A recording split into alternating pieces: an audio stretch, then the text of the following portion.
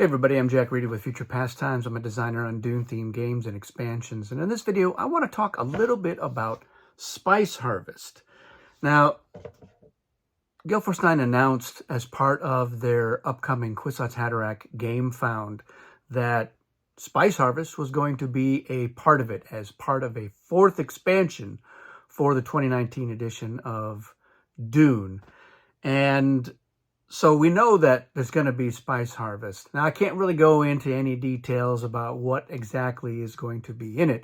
So what I do want to talk about is what I like about the original Spice Harvest. Now, this is the Avalon Hill version that came out in the 80s for that first edition of Dune that was published by Avalon Hill.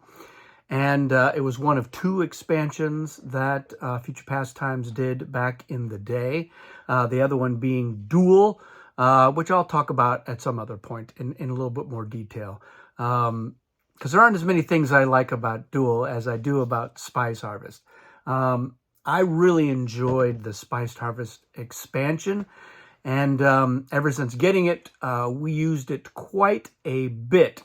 So I'm going to talk about a couple of things that I like about that, which I think you can expect to see as a carryover without going into any real details about what might be different or what might be new.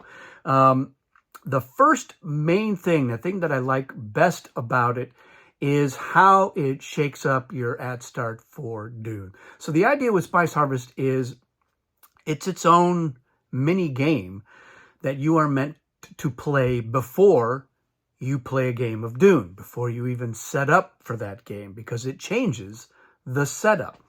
Now, I know that there are a lot of people that they like Dune almost like a chess style approach to the game, where it is what it is. They just use the base game factions.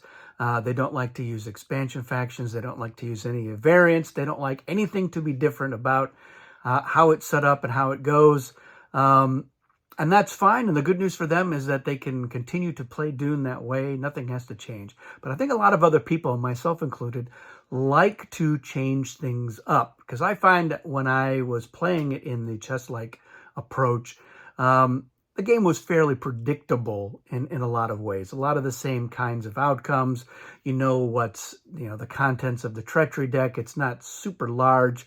At a certain point mid-game, you've got a great sense of what people have and where they are, and that's when you make your big moves, or the game goes to the 10th round and, the guild wins. So it's very, not super predictable, but, it's a pretty small sandbox.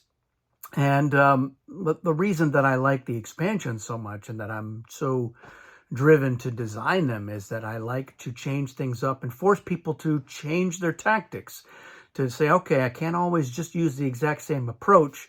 I have to count for different things. And I like that a lot. And I think that one of the things that Spice Harvest really does is it changes your setup. Now, it's a commitment. Anybody who knows Dune and is going to sit down to play Dune knows that you're talking about 2, 3, 4 hours, maybe 5 hours, maybe 6 hours. You don't know, and it can go a long time. And you're talking about playing another game before you even start that game. And Spice Harvest, you play through the full Spice Harvest.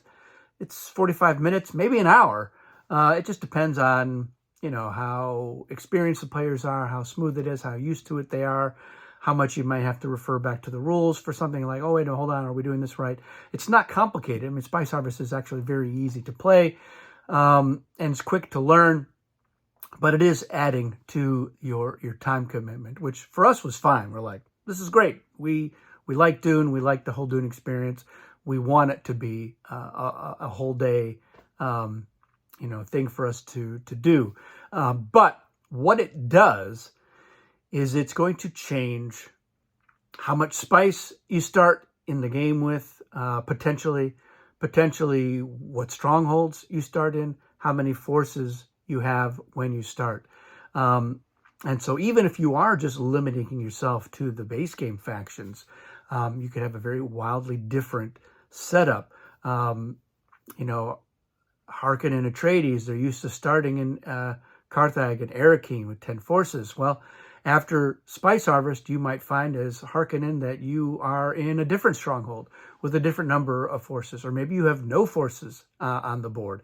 The Bene Gesserit, which normally starts the game with 1 force on the board, they might be in 2 strongholds at setup with 10 or 12 of their forces already on the board.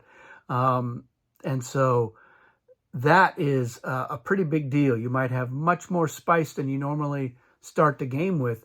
And you might have a situation where you're like, well, I could have more spice, or maybe I'll start with more forces. And it just depends on how things are going with the game and some of the decisions you make while playing Spice Harvest. So that's what I like. Now, sometimes, yeah, it'll be wildly unbalanced. And a faction that could be in a really strong position to start off, and maybe they go for a round 1 win, and you're like, all right, we played, the Spice Harvest took longer than it did to play Dune. That can happen too. It's not going to be very frequent, though. I mean, you're still probably in for a good slog of several rounds, couple of hours for sure. But it is nice to sort of see things different. And so that is something that you can definitely expect to see with the new Spice Harvest, is you're going to have that variety of outcomes at the end of the Spice Harvest to set you up for a different experience when you're playing Dune, irrespective of which factions or other variants you have in play. And I think you can expect that it will be compatible with with everything. There's no reason why it shouldn't be compatible with any of the other factions or any of the other variants as well. So not to give anything away.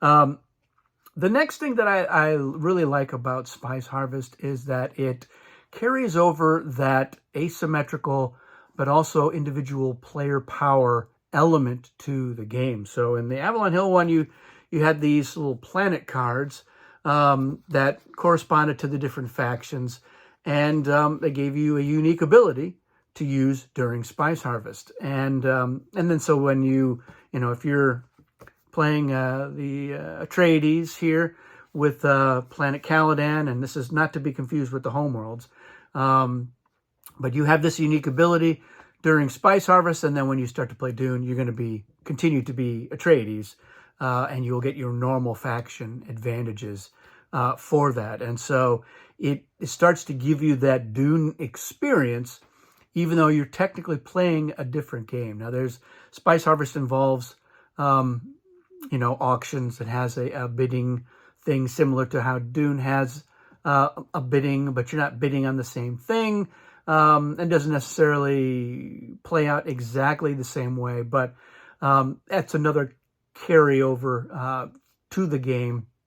And there's a lot of jockeying for position, and it's very thematic, I think. So I like that, and you will definitely expect to see that. And the great thing about having Spice Harvest come out now is we've got twice as many factions, and so you can expect that to be a carryover as well. Probably won't look like this because, again, we don't want to confuse homeworlds with this, but something similar should be expected. And but now you'll be like, yeah, it doesn't matter if you're playing the Ixians or the Tleilaxu or the Ekaz, Mortani, Chomarichas, or any of those base game factions. You're going to have that same kind of experience. And yeah, to get kind of go back to what it is that you're doing in Spice Harvest, you're going to have a report for a certain amount of spice each round. So 5 rounds of Spice Harvest. Somebody's going to be the manager, and they're going to look at one of these harvest cards, and it'll have an amount of spice. So here we have a 12. They know what that is, and they're going to announce, yeah, there's 12 spice harvested this season, which I'm going to distribute as the manager to the other players. And so you're going to get that spice, and you're going to use that spice each round to bid on access cards. And the access cards are going to come in the form of forces, and strongholds. So here we've got Arakeen, and let's see, we can find here's Carthag. And so the idea is that you're going to have these, and then you're going to use them at the end of Spice Harvest to determine which strongholds you're going to be in and how many of your forces are going to be there.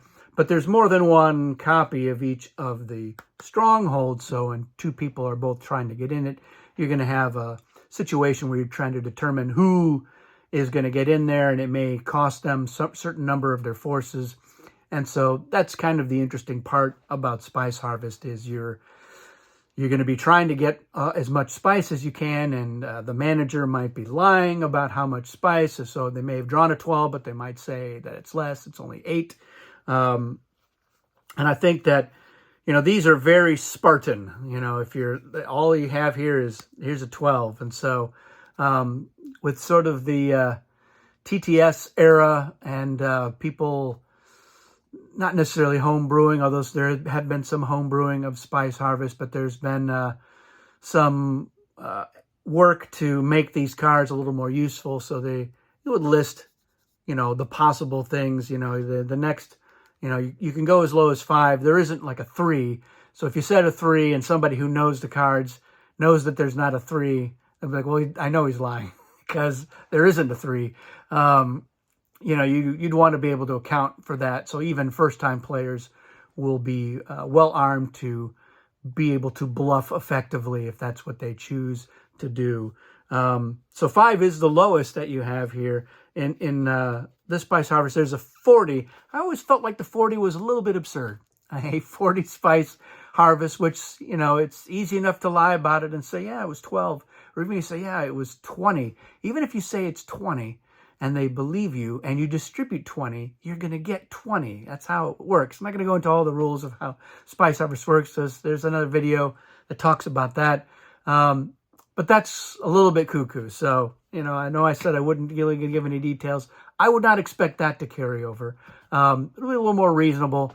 Maybe some tweaks to how some of this goes out, and incentives for managers to lie and to not lie in certain cases, but also recourse for that. So not giving you any details, just giving you kind of a general feeling for what you might expect on there. But I think there's room for improvement on some of these cards. It was very straightforward. You had a deck of 30 share cards with amounts of, you give people, this is how much you're getting. I found, and playing that I was never, I dropped the very card. I was never giving somebody 12 spice, or even 8 spice. Even a 6 seemed like more than I was ever going to give a single player. So yeah, we can make some improvements on there. But what I do like about it is, as the manager, you've got some tools, you've got some incentives and ways to introduce your own sense of balance. So if somebody, this person has a lot of spice, in the next round of the Spice Harvest, you're going to give them less, but then you got to worry about, are they going to use their vote cards to vote no? And are you going to be tempted to steal from the harvest yourself? I really enjoy all that intrigue that it introduces. The other thing that I liked about Spice Harvest was that I enjoyed it so much, and my girlfriend at the time she actually preferred Spice Harvest to playing Dune. It was kind of a long commitment, more, don't read too much into that, but we enjoyed playing this as a standalone game, and we were like, let's just play Spice Harvest. We had a group of us, and it was 45 minutes. There's a lot of bluffing and wheeling and dealing, and we were just like, who's got the most spice? And we sort of imagined, all right, yeah, we're going to convert, like I've got control of these strongholds. And we had our own rules for scoring who has won Spice Harvest, even though we're not going to start to play Dune. Because normally Spice Harvest doesn't really have a winner. It's a little subjective. You're like, well, I didn't want to start in 3 strongholds. I really only want to start in 1 with only about 10 forces, and I want to have this amount of spice. So in my mind, I'm a winner, whereas someone else is like, I'm in 3 strongholds. I could win this round if I can just keep them. And so I think I'm the winner. So we came up with our own rules for that. And that is another element that you can expect to carry over, is just this being an interesting and compelling enough experience that you might just want to play that. You might need to get your spice counters out. You might want your screens to keep your spice amount secret. So get some stuff out of the box. I wouldn't expect that they would just include extra stuff so this could be played as a standalone. But what I would expect is, having a formal set of, this is how you would score it, so that if you do want to just play and to make it something that's entertaining enough that you could do it as a standalone. You're like, hey, we don't necessarily have time, or maybe it's like, we're going to play Spice Harvest and we'll have a winner or whatever, but we'll remember what it is, and tomorrow we'll set up for Dune and we'll use that. Or maybe you just do. You say like, yeah, I won Spice Harvest, but we're not going to play Dune. We'll see if I can do a double and win that as well. That could be a fun thing. Put on your bucket list, your Dune bucket list. So those are the things that I like best about Spice Harvest, that I, as a member of Future Pastimes, am committed to keep in there, and then some of the other areas enhance them. There's always ways. There's been a general consensus in the Dune community, the people who have used and continue to use in some way or another Spice Harvest, some areas where it could be improved. And so we've definitely taken a look at that. We feel very strongly that it's going to be pretty awesome. And we hope a lot of people will be as excited as we are about getting their hands on Spice Harvest. So once again, the link to the Game Found is in the description. Go on over there if you're not signed up as a follower for that campaign. Get in there. And, and also leave your comments. Let us know. You can leave your comments here on this video, but also in the Game Found, things that you're looking forward to with Spice Harvest or any other part of the Game Found campaign. It should be getting some updates here really soon, and going live this year as well. So that's it for this one, everyone. Thanks for watching, and we'll see you again soon.